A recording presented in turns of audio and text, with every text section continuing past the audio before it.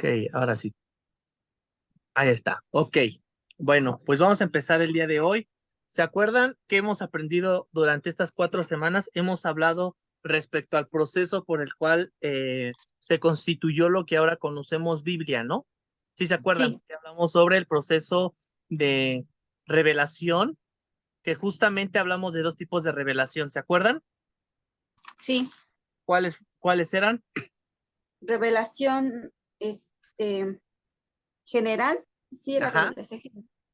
ajá. Y revelación de Cristo, algo, ahí es que no recuerdo bien el término Especial. especial. Justamente, esos son los dos tipos de revelación que estudiamos y también hablamos respecto al proceso de inspiración, ¿no?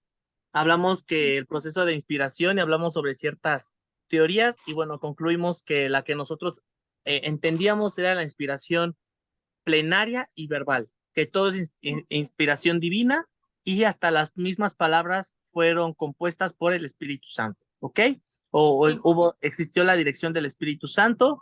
Creemos que es un escrito 100% humano y 100% divino, porque sí, hubo varios escritores humanos, pero siempre con la supervisión del Espíritu Santo. sí, Eh, algo más al respecto. Bueno, profundizamos más sobre la inspiración, hablamos sobre diferentes términos, pero ahora sí, este tema de canon bíblico es como un tema, pues sí, un poquito difícil de poder abordar.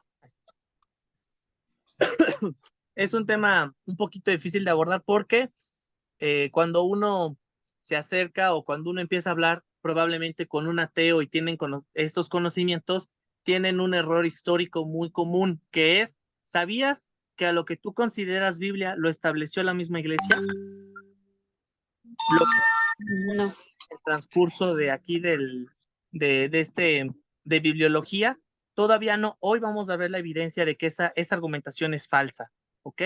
Pero va a llegar su momento, yo creo que la próxima semana vamos a ver si ese argumento es verdadero, ¿ok? Entonces, hoy vamos a hablar de el canon. sí, Emocionense. Y Viene afilado el muchacho, ¿eh? Aprovechenlo. sí, venimos con notas, más que del seminario Lacey, estas notas están más inspiradas en el seminario de Ibac, ¿va? Entonces, para sí, que ahí tomen notas, si tienen preguntas, voy a tratar de responderlas. Si no sé, pues ahí está también el hermanito Edwin y ahí vamos a hacer un poquito la lucha. Bueno, para empezar, la palabra canon significa vara de medir. Es el significado de esta palabra extraña, canon. La palabra griega es una palabra griega, se encuentra específicamente en Gálatas 6:16 y justamente la palabra de Dios, al menos en nuestras Biblias, no vamos a encontrar literal la palabra canon, pero su traducción es regla o norma. Por si hay alguno la quiere checar, lo puede hacer. Y vamos a sí, dar una primera definición. Vamos a entender por canon a los 66 libros distinguidos y honrados como pertenecientes a la palabra inspirada por Dios. Y al hablar de canon, estamos hablando de 66 libros. No más, no menos. Después vamos a hablar por qué son 66, por qué no son 65, por qué no son 67, por qué no son 72, por qué no son 13. Y eso lo vamos a seguir viendo conforme en este estudio, ¿ok? sí. Y aquí entonces, pero pregunta, ¿para qué nos sirve el canon? ¿Para qué sirve saber que la Biblia tiene 66 libros? No más, no menos. ¿Por qué se les ocurre esa duda? Es más, ya les dije que el canon son 66 libros, pero en esencia, ¿qué es un canon? Ah, bueno, Una, voy a son hablar de, instrucciones, perdón, sí, sí. instrucciones o reglas que se tienen que seguir. Ok, ok, muy bien. Puede ser, muy bien. Se está inspirando en la definición. Ok, muy bien. Ajá, hermanito Edwin. Para saber que es la palabra de Dios y fuera de ello no hay más. Exactamente. Nos puede dar que fuera de estos 66 libros ya no hay más palabra de Dios. Estos son los que tienen palabra de Dios. Y podemos hablar sobre estos, ¿no? ¿Para qué nos sirve el canon? Otra pregunta, ¿quién determinó el canon? ¿Quién dijo son 66 libros? ¿Verdaderamente son los 66 libros son inspirados? ¿Le falta algún libro? ¿Le sobra alguno? No, Pero eso es una... A ver, ¿por qué? pues porque ahora sí que es palabra de Dios y lo que es palabra de Dios, no, el hombre no le va a aumentar ni le va a quitar. ¿Y cómo estamos seguros de eso? Es una pregunta profunda que vamos a tratar de responder aquí, pero van a ver de que vamos a encontrar una consistencia, al menos también, no solamente, vamos a ver una consistencia en las escrituras que nos apunta que estos son los 66 libros únicos, palabra de Dios, y también vamos a ver que también hasta la misma historia acota a que esos tienen que ser libros inspirados, no más. Ajá. Ok. Para responder estas inquietudes, o para al menos entender el término de canon, ¿de qué creen que tenemos que hablar?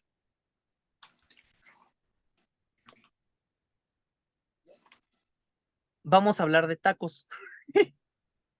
Ah, Ustedes, sí, eso es lo que nos dijo que de tacos. aquí unos pueden decir, bueno, ¿por qué vamos a hablar de tacos?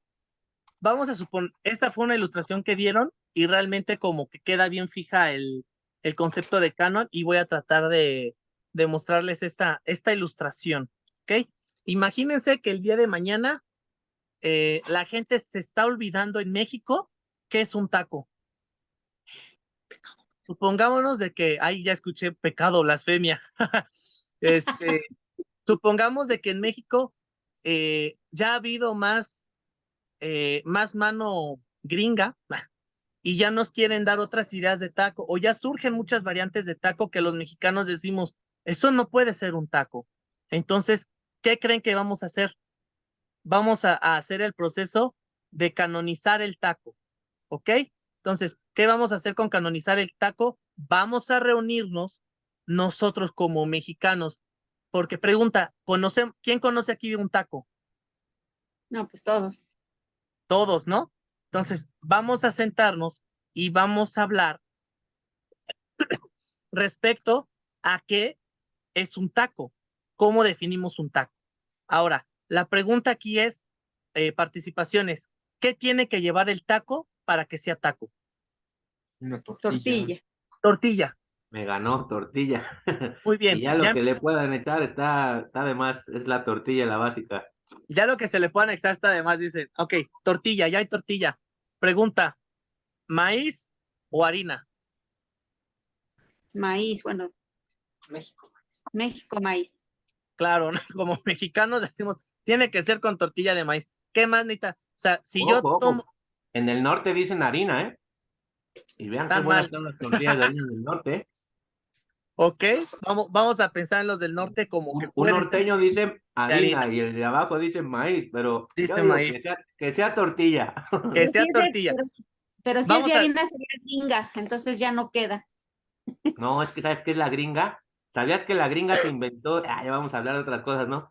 Pero que sea tortilla. Sí. no importa, está bien, realmente está bien, queda perfecto lo que estamos comentando con el canon. Muy bien, pero ahora pregunta, ¿qué más tiene que cumplir un taco? O sea, yo voy a las tortillas y ya el kilo de tortillas ya son tacos. No, el ¿Qué guisado. más? Necesita un guisado. Muy bien. ¿Qué más necesita algo para que sea un taco? Un guisado. Salsa. Ah, Salsa. Muy bien. ¿Qué más? El limón. Limón. Muy bien. Sal, cebolla, cilantro. Cebollas. suadero. Ex- Carne de pastor. Y podríamos seguir hablando de tacos, ¿no? Por ejemplo, una pregunta. Hay un taco que no tiene un guisado, que nada más le echas sal y lo enrollas. ¿Es un taco? Sí. Sí, también lo pasamos como taco. Y realmente es como la verdad, pero ahora, aquí lo que quiero dejarles ver es, ¿qué estamos haciendo? Lo que estamos haciendo se llama, estamos haciendo un canon o estamos canonizando al taco, ¿ok? Ahorita van a decir, este loco, ¿por qué no está hablando de canon y por qué nos está hablando de la Biblia? Estamos canonizando lo que es un taco. Pregunta, ¿estamos nosotros definiendo lo que es un taco o lo que nosotros entendemos lo que es un taco lo estamos planteando? ¿Qué estamos haciendo? Estamos definiendo lo que nosotros entendemos lo que es un taco. Exactamente, si se dan cuenta, no es estamos inventando la receta del taco, No, no, ¿verdad? Sino que lo que nosotros ya entendimos, lo que nosotros ya tenemos el concepto de esto es un taco, simplemente estamos compartiendo, hablando respecto a lo que debe de cumplir algo, un taco, para que sea considerado taco. Si no tiene tortilla, no es taco. Si no tiene un guisado, no es taco. Otra, por ejemplo, si llega un norteamericano y nos dice la tortilla tiene que ser de esas duras, y nosotros probablemente decimos, eso no es un taco, ¿no? Probablemente podemos decir, como este de aquí. Este, por ejemplo, en estricto sentido, yo digo que no es un taco, porque parece americano, de esos que frían la tortilla y está dura, ¿no? Y parece más una tostada. Pero bueno, eso son otros temas. Puede haber alguien que diga, no, yo creo que eso sí es un taco. Justamente, si te das cuenta, en este caso de canonizar los tacos, no estamos definiendo al taco. O sea, nosotros no estamos diciendo un taco tiene que ser así, así, así, así. Esta es la receta del taco. No estamos diciendo esto. Estamos confirmando lo que ya por costumbre nosotros entendemos por lo que es que. Un taco. Ajá. Entonces, pero ¿qué ocurre con el taco? El taco ya es conocido. No es algo que estamos inventando o que está desconocido. ¿Sí se está entendiendo? sí, Sí. Ese, por ejemplo, podemos mencionar entonces que el canon del taco es el siguiente. Bueno, aquí yo puse tortilla de maíz, pero bueno, vamos a pasársela a los del norte de harina. que sea de harina. Entonces, tortilla, guisado o alguna proteína, ¿no? Incluso aquí podemos ponerle sal, salsa, limón, cebolla, cilantro y etcétera. Puede haber alguien que diga frijoles, pero no necesariamente un frijol ya define un taco. O sea, es como entrar en una discusión, ¿no? Y eso que quise con el taco, porque con quesadillas se divide hasta el mismo cuerpo de Cristo, ¿no? Que si lleva queso, si no lleva queso. No, en Monterrey te expulsan de una iglesia si pides una quesadilla con queso. Vean, entonces, por eso agarramos al taquito. Es más noble. Ahora, ustedes podrán decir qué tiene que ver los tacos con nuestro estudio bíblico de canon bíblico. Justamente lo que quiero que se centren es ¿qué hicimos con el taco? Lo canonizamos. Ajá. ¿Cómo lo canonizamos? Ya estaba definido Confirmando. y nosotros solo confirmamos. Esto es hacer un canon. Ya estaba definido y nosotros lo confirmamos. Ajá.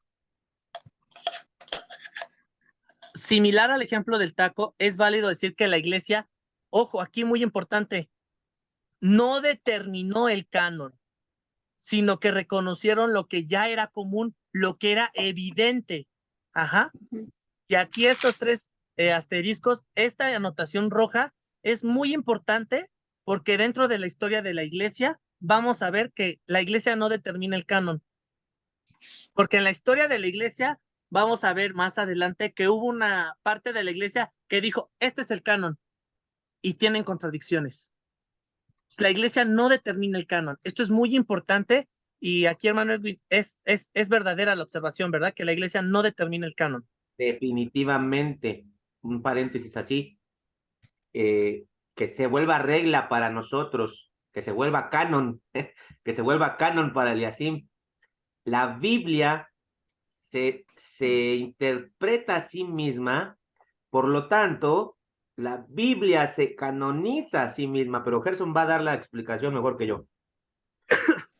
Entonces, pero esta, ténganla presente durante todo el curso, ajá, de bibliología. Si están haciendo notas y tienen pluma de color rojo, esa anótenla. Por eso aquí hasta le puse estos asteriscos, ¿ok?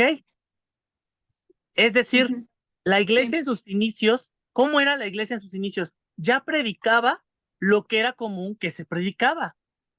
En un principio eran parte de los escritos veterotestamentarios, o sea, el Antiguo Testamento, y luego se empezaron a adecuar los escritos tanto de Pablo, Pedro, Juan, Evangelios, etcétera.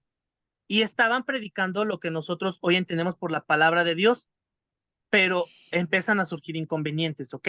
Pero aquí lo que quiero que quede claro es que justamente la iglesia ya predicaba tanto Antiguo Testamento y algunos escritos conforme iban surgiendo los de Pablo, Pedro, Juan, Evangelios, y sobre todo porque Pablo, Pedro, todos los apóstoles que escribieron, ¿qué creen que también hicieron? Nada más escribieron, también enseñaron, hicieron discípulos, y sus discípulos, ¿qué enseñanzas creen que daban? Las de sus maestros, la de Pablo, Pedro, Juan. ¿Y qué enseñanzas eran las de Pablo, Pedro y Juan? Las enseñanzas de Cristo. Si se dan cuenta, era el hilo conductor. Por lo Sí. tanto, era la inspiración divina enseñando. Era común y era sabio enseñar la enseñanza de ellos porque era la enseñanza de Cristo. ¿Alguna duda? No, ¿Sí queda claro? sí, Es decir, la iglesia ya había determinado, ya sabía, ya estaba haciendo lo que era un canon. ¿Ok? Ya sabía qué es lo que estaba haciendo. Estaban predicando. Pero ahí va una observación. No hubo persecución. La iglesia primitiva vivió persecución. sí, Sí. Y el que hubiese una persecución fue un motivo por el cual la iglesia, ¿qué fue lo que hizo iglesia o por qué la iglesia vio importante establecer no establecer, sino juntarse y ver una recopilación llamada canon? Porque es importante hacer un canon, porque dijeron, si el día de mañana nosotros morimos como los testigos de los testigos oculares, entonces se puede perder la enseñanza. Entonces es esa importancia de juntarnos y decir, esto es lo que se tiene que enseñar en el día de mañana por si se llega a perder algo, ¿ok? Entonces, sí, esa es la importancia por la cual existieron estas reuniones. Ojo, cuando digo que la iglesia no determina el canon, tampoco los concilios determinaron el canon, ¿ok? Ni iglesia ni concilio, o sea, el hombre no determina el canon, ¿ok? ¿Dudas aquí? ¿Sí va quedando claro? Sí, yo sí, sumaría, la iglesia lo que hace es confirma el canon. El Exacto. canon ya existente. La iglesia dice, este es el canon, guiado siempre por el Espíritu Santo y lo que nos vamos a aprender más. Exactamente. Sí tiene un rol importante la iglesia, pero no es primordial en el sentido de que esto es canon y esto no. ¿Ok? sí, sí, Pero antes de entablar un canon, antes de que empecemos a hablar ya del canon, tenemos que primero definir una observación importante. Pregunta, ¿es válido tener una recopilación de escritos inspirados por Dios? ¿Qué opinan? sí, claro, ¿Y Definitivamente. el mismo Señor lo aprueba? sí, ¿Dónde lo aprueba? ¿Cómo lo aprueba? en su palabra, ¿Dónde? desde el antiguo, desde la primera palabra del Antiguo Testamento hasta el último. Ok, muy bien. La respuesta es muy Sí, hay evidente. una cita bíblica, pero no la. Ah, bueno, ok, ya. ¿Perdón? ¿Otra vez? Ah, iba a mencionar que hay una cita bíblica, la estoy buscando, todavía no la hallo, pero ya la vi en tu pantalla. Ok. Hay más de una cita bíblica. La respuesta es sí. Y la misma Biblia nos la confirma. Alguien, por favor, rápidamente. Deuteronomio 17, 18 y 19. Otro más, Josué 1:8. Alguien más, Lucas 24, 27. Alguien más, Hechos 17, 11. Y un último, segunda de Timoteo 3, 15 y 16.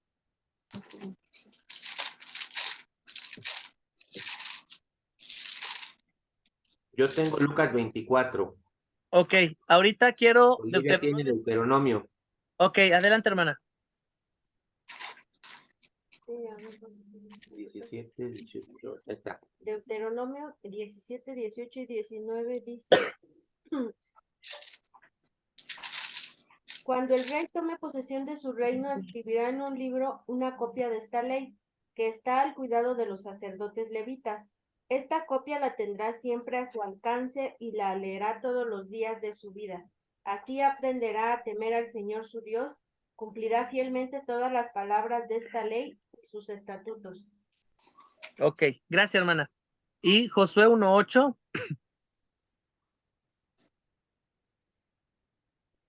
Léelo. Léelo.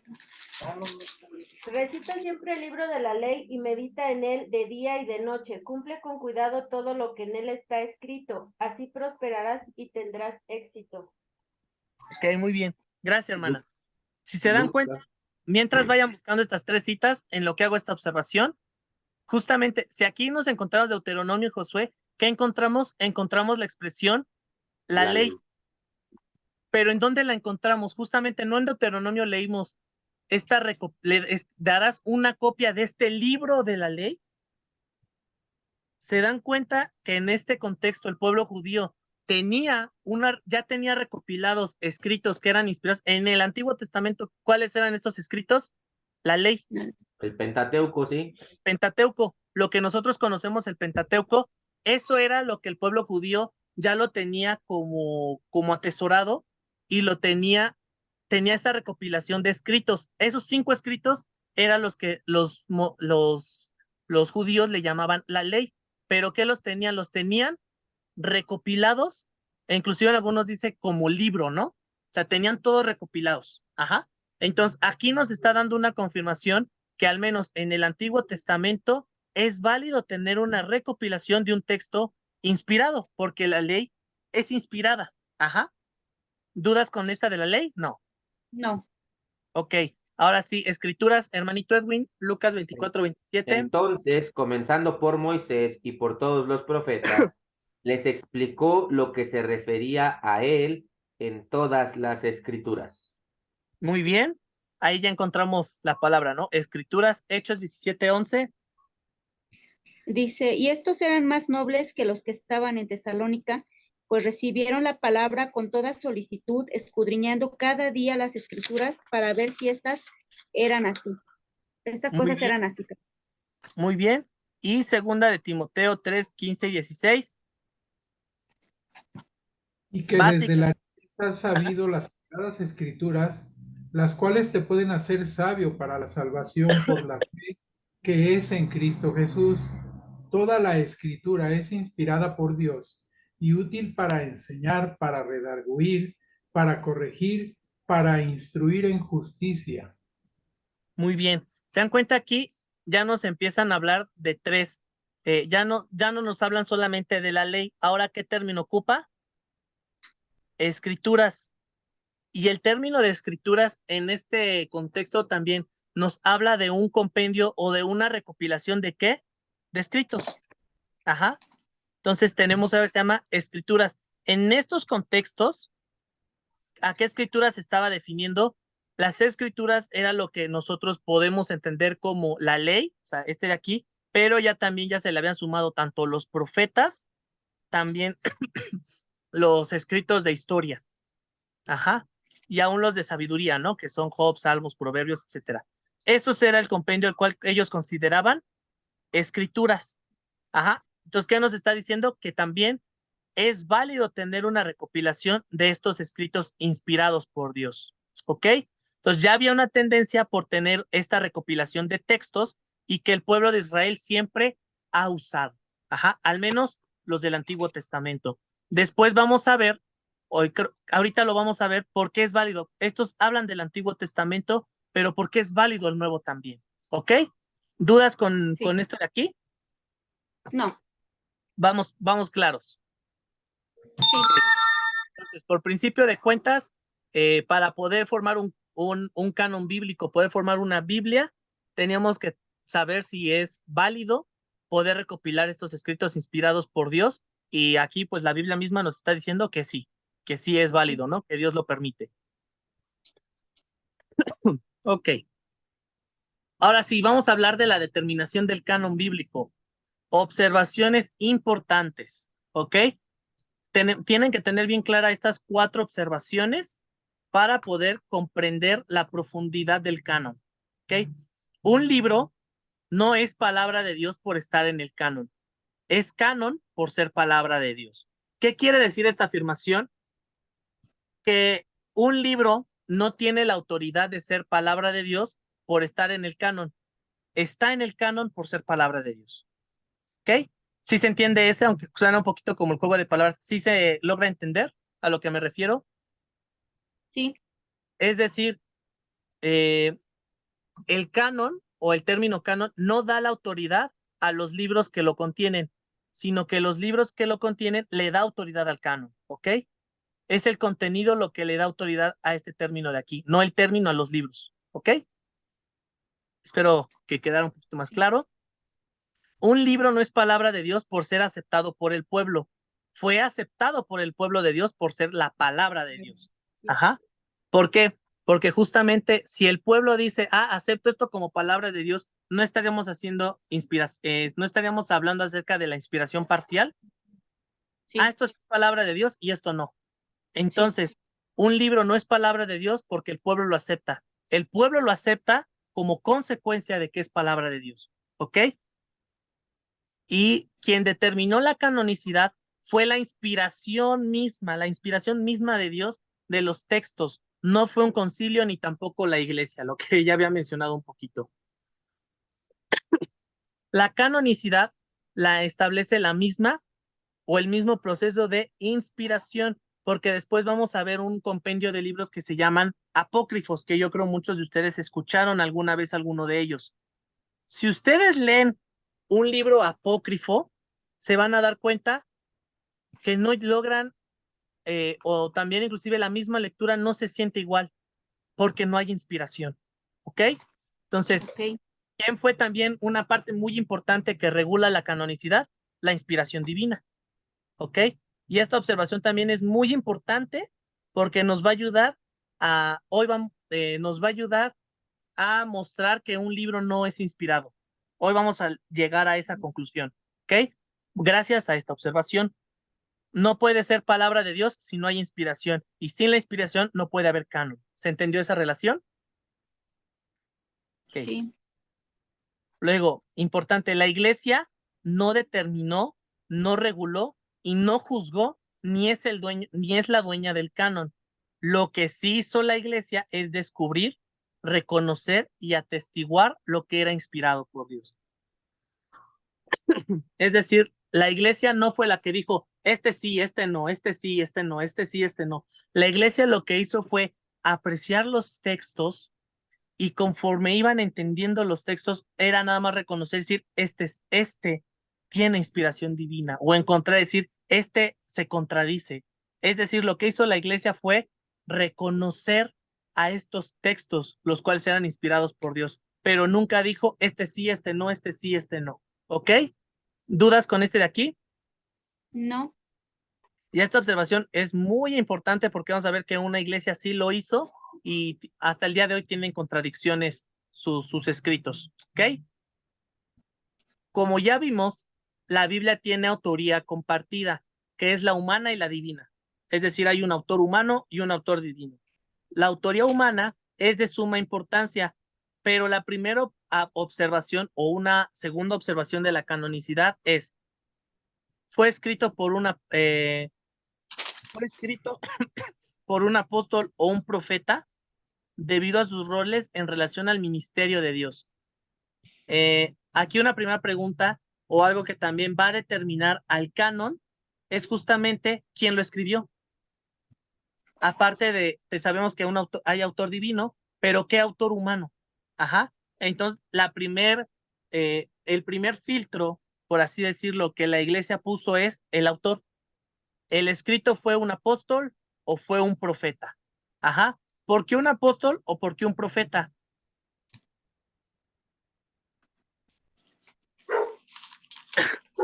Debido a su Son rol. son las Ajá, personas que Dios escogió para dirigir a su pueblo. exactamente. En muchas veces, por ejemplo, en el Antiguo Testamento, ¿cuál era la labor del profeta? Hablar palabra de Dios. Y vimos que también inclusive a los profetas mismos les dijo, no, escribe como lo hizo a Jeremías. Ten un registro escrito, háblalo, pero también ten un registro escrito, debido a su relación al ministerio con Dios. El apóstol, ¿por qué? Porque había una cercanía con Jesucristo. Mientras vayan buscando estas citas, por fin. fue escrito por un apóstol. ¿Por qué? Porque también el apóstol no fue el que estaba juntamente con Jesucristo, no fue el que adquirió el conocimiento con Cristo, no fue el que estaba ahí junto a Cristo y obtuvo toda la enseñanza directamente del mismo Señor, es decir, la enseñanza directamente de Dios. Sí. Y justamente también el proceso de inspiración del apóstol y del profeta es muy interesante porque hacían una observación. Nosotros leemos los evangelios y leemos los evangelios, por ejemplo, el de Juan, y vemos que Juan pone hasta los detalles, ¿no? De lo que ocurrió en aquella vez que Jesús enseñó o hizo aquella acción. Pero esos escritos no crean de que el apóstol Juan iba atrás con su libretita mientras iba con el Señor Jesucristo. Ay, Jesús, estuvo padre lo que acabas de decir. ¿Me lo puedes repetir para poderlo escribir?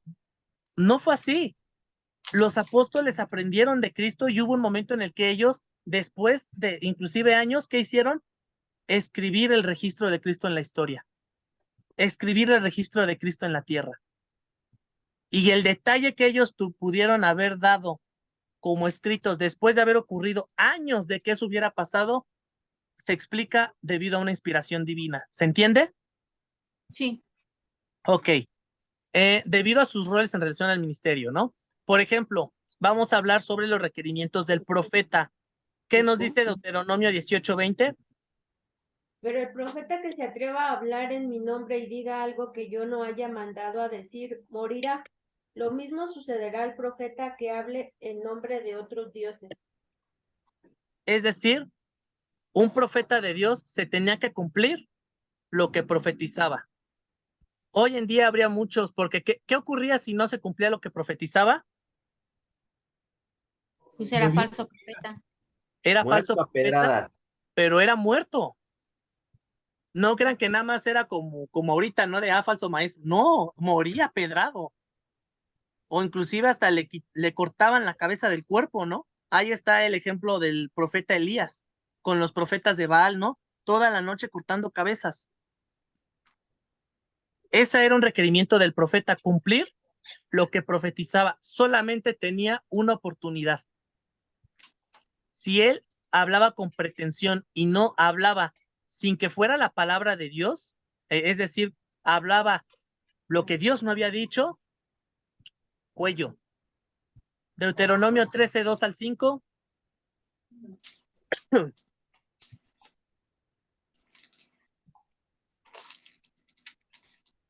Yo, Adelante. dice, si esa señal o prodigio se cumple y él te dice, vayamos a rendir culto a otros dioses, dioses que no has conocido, no prestes atención a las palabras de ese profeta o soñador.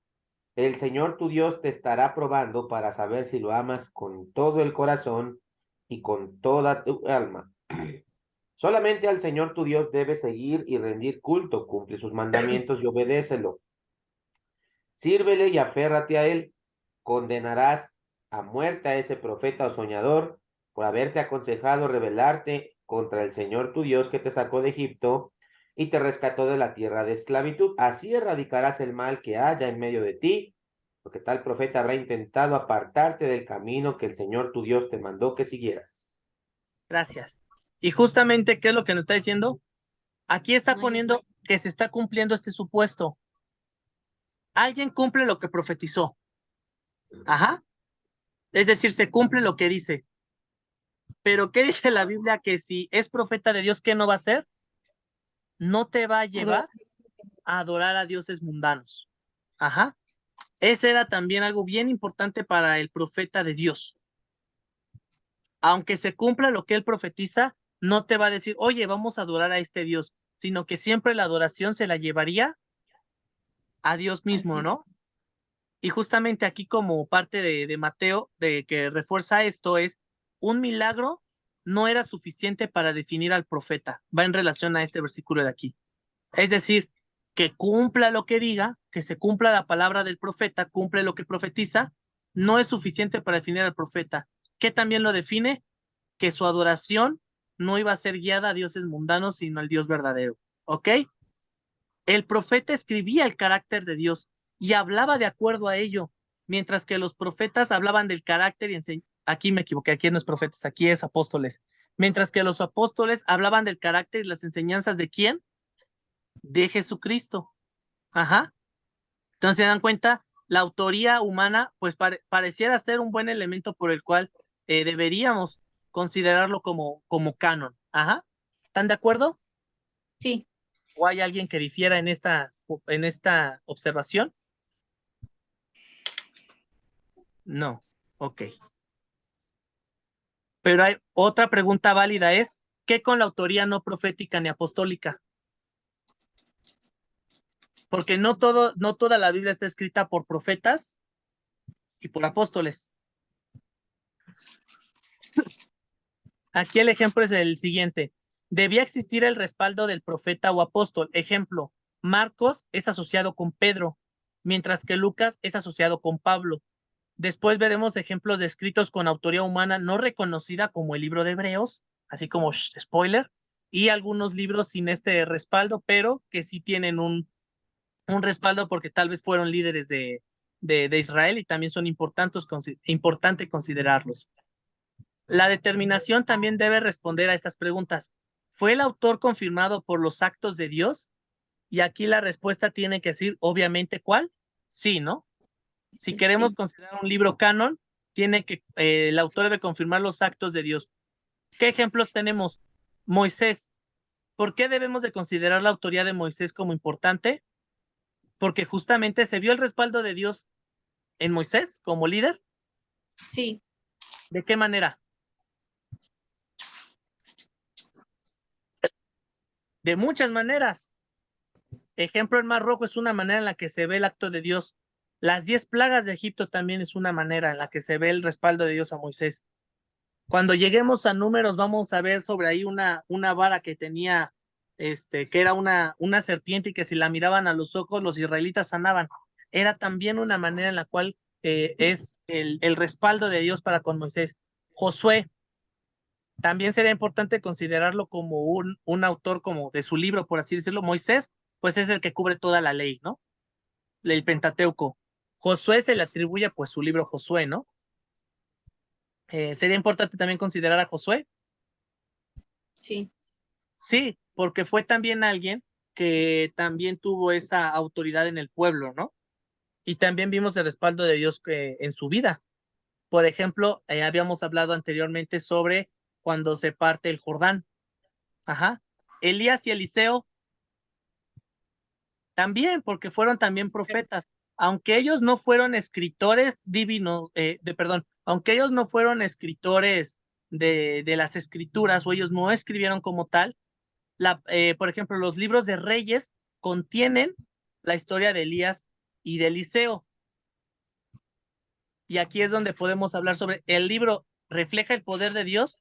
Sí. Ok. Entonces, Elías y Eliseo, como los profetas del pueblo de Israel, se ve reflejado en sus libros o en los libros en los que ellos, se cuentan su ministerio, se refleja el poder de Dios. Entonces, también sería importante considerar los canon, los libros de Reyes, los libros de historia.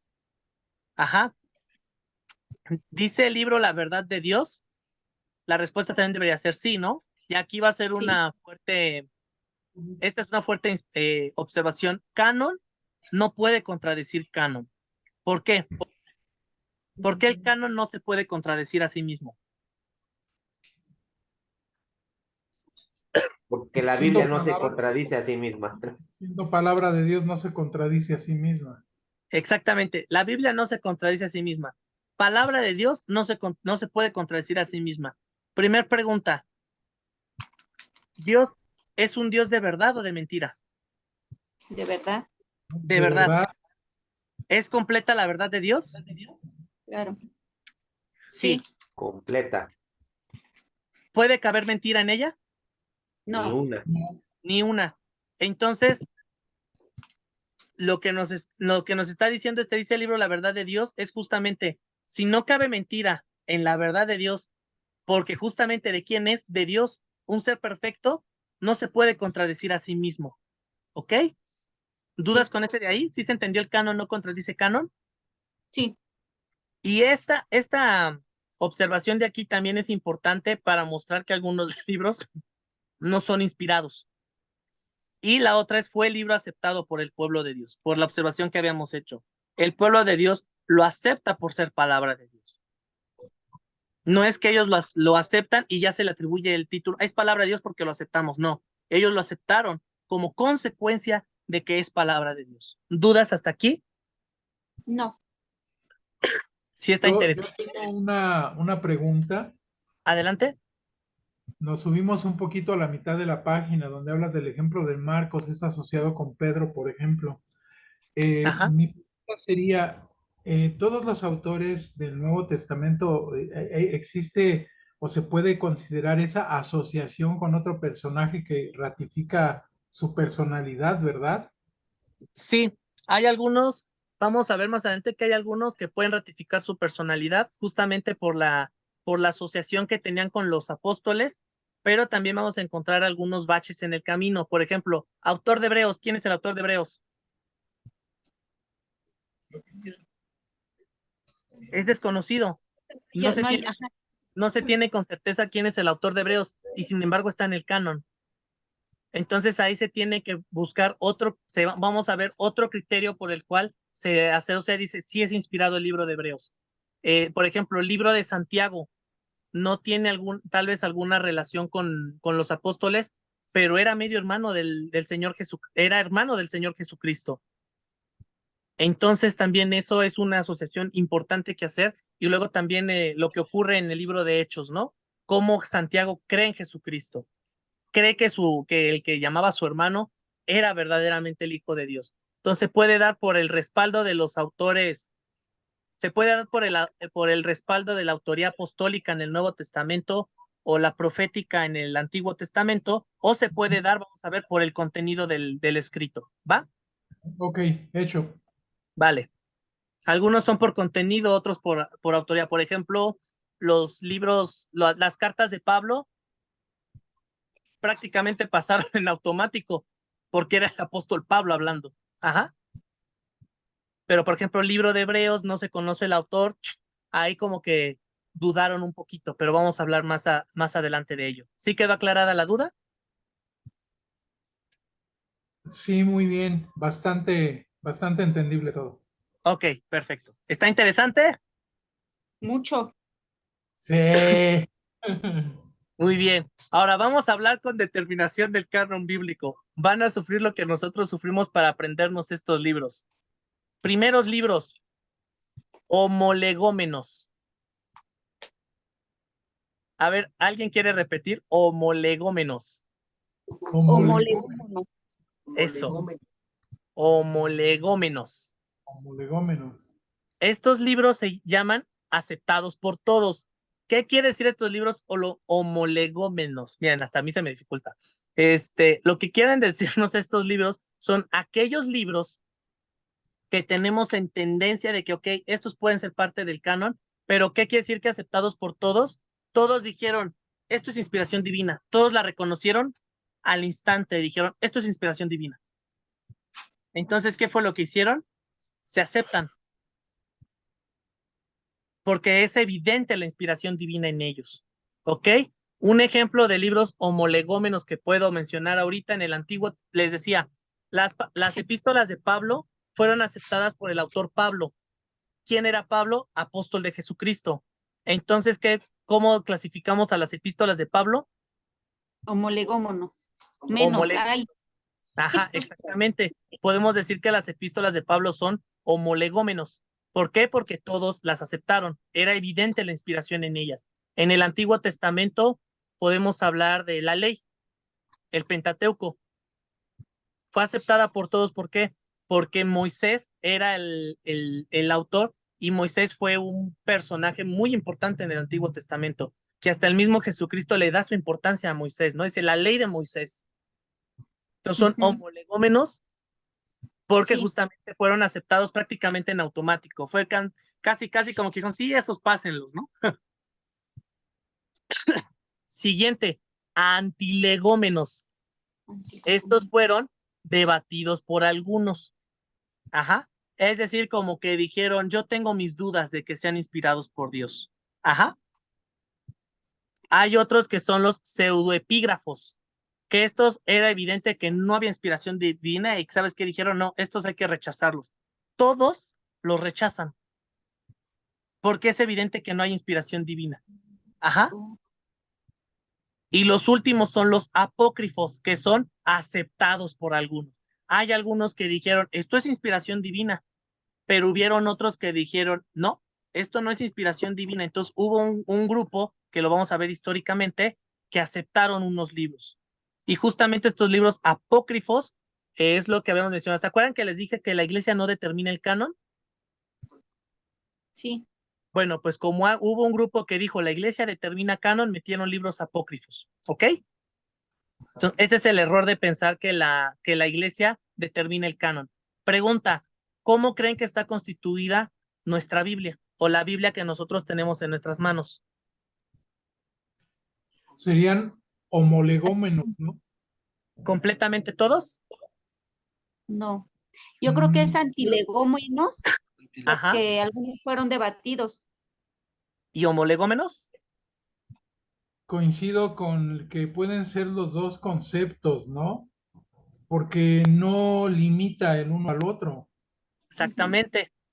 En nuestras Biblias tenemos la siguiente clasificación de libros. Antiguo Testamento, ¿cuántos libros? 39. Perdón. Donde 34 son ¿qué? Homolegómenos, es decir, fueron aceptados por todos. Y 5 antilegómenos. ¿Qué quiere decir 5 antilegómenos? Estos 5 libros en su momento fueron como, no sé, no estamos convencidos del todo que sean inspirados por Dios. ¿Ok? Nuevo Testamento, 27 en total, donde 20 son homolegómenos. ¿Qué ejemplo pusimos en el Nuevo Testamento? Al apóstol Pablo. Ajá. Y aquí puse 6, pero son 7. Y 7 son antilegómenos, es decir, dijeron, no sé. O aquí en estos 7 del Nuevo Testamento, o pusieron en duda una de dos, el contenido, o inclusive en algunas pusieron en duda al autor. Ajá. Y en total nuestra Biblia, ¿cuántos tiene? 66 libros. Y es lo que nosotros llamamos canon. Con eso empezamos, ¿se acuerdan? Canon son los 66 libros que nosotros considerados inspirados por Dios. Ok. Y Sí. aquí una advertencia muy importante. Hablamos que nuestra Biblia tiene lo que nosotros tenemos como Biblia y como palabra de Dios está constituido por homolegómenos y antilegómenos. Ajá. No pensemos que un libro por ser antilegómeno es malo o negativo. ¿Ok? Es decir, que algunos lo pusieron en duda. No pensemos de que, ay, como que ya no lo voy a leer porque algunos dudaron. De ninguna manera nos muestra que esto es bueno. ¿Por qué? Uno, nos muestra una preocupación por parte de la iglesia en no cometer errores en introducir libros equivocados. Fue un proceso cauteloso en el cual la iglesia tenía que reconocer estos libros inspirados.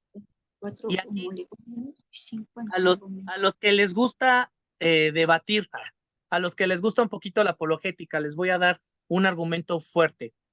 Fue un proceso cauteloso debido a que entre los finales del Antiguo Testamento y los principios del Nuevo, es decir, cuando termina el Nuevo Testamento y el Antiguo, no crean o no pensemos que entre este periodo de tiempo, el Nuevo Testamento y luego nació Cristo al siguiente año. No, no, no, no, no. Pasaron 400 años entre el último libro escrito como considerado o el último libro inspirado por Dios, es decir, del Antiguo Testamento, y el nacimiento de Cristo, es decir, el comienzo del Nuevo Testamento, hubo una diferencia de 400 años. ¿Qué ocurrieron en estos 400 años? No hubo profeta de Dios en el pueblo de Israel. Y estos 400 años, ustedes lo pueden investigar, se les llaman los 400 años de ruido, o inclusive otros lo consideran los 400 años de silencio. O sea, los llegan a considerar como de los dos. De ruido, obviamente, porque no hubo profeta en el pueblo de Israel. Y 400 años, sí, de silencio, porque por lo mismo no hubo profeta. Y si no hay profeta en el pueblo de Israel, en esos 400 años, no hay inspiración. ¿Se está entendiendo? Sí, Porque el profeta, ¿qué hablaba? Hablaba de o sea, ideas humanas. Hablaba palabra de Dios. Ajá. Ah, perdón. Sí. El profeta o el falso profeta en los 400 años. Ok. Ajá, en los 400 años. Y aquí surgieron, y fíjense que en estos 400 años, ahí va lo extraño, surgen libros son 66. inspirados, entre comillas. ¿Cuál sería su primer pensamiento de estos libros? Que surgen en 400 años, donde no hubo profeta reconocido en Israel. Pues es extraño, ¿no? ¿Sí quedó claro la observación? Pastor, entonces en ese lapso, ¿qué es lo que pasó? En estos 400 años no hubo profeta en Israel.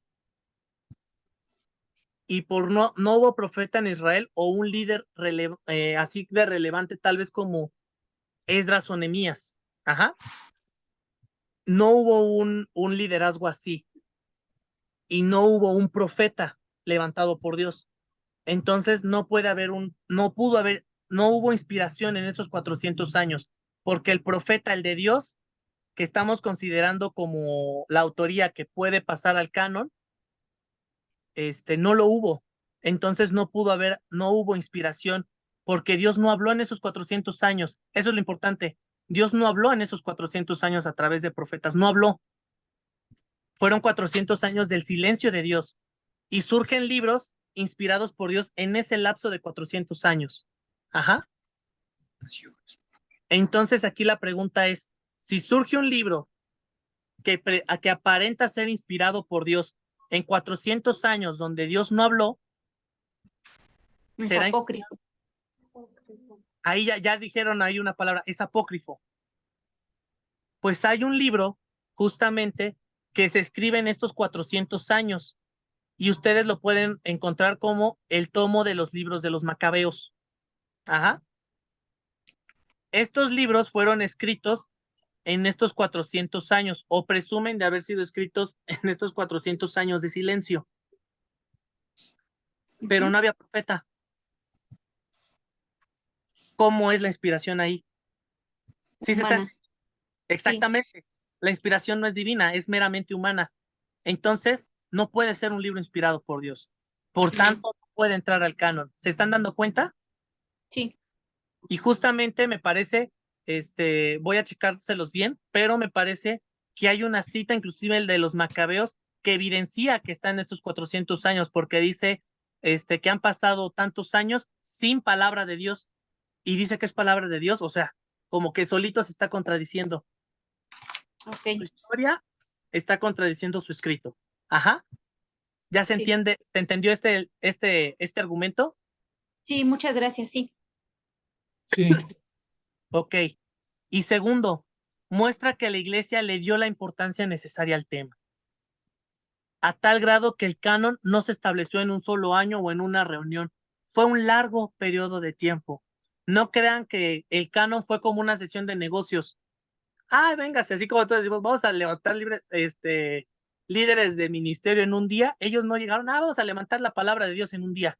No, fue un proceso continuo en donde las mismas iglesias se iban rotando los escritos para verlos, para leerlos y tratar de encontrar la evidencia de este es inspirado, este no es inspirado, este está clarísima su inspiración divina, ¿sabes qué? Este ya se contradijo o este contradice a la ley, que es un libro homolegómeno. O sea, la iglesia le dio la importancia, los estudió y obviamente también podemos ahí ver el trabajo del Espíritu Santo para que se estableciera este canon. Ajá. Podemos ver desde Dios la revelación, la inspiración de su palabra y la preservación de su palabra, porque la tenemos hasta el día de hoy. Amén. Amén. ¿Dudas con de este punto? No. Sí, sí se entendió que el que haya libros antilegómenos no es algo malo. Evidencia Sí. una preocupación, sí se entendió. Sí. sí. Ok. Preguntas. ¿Quieres saber cuáles son esos 5 libros del Nuevo Testamento y esos 7 que son antilegómenos? Sí, ¿Sí? ¿Sí quieren saber? sí, Sí, ¿Quieres evidencias de que los libros apócrifos no son inspirados? sí.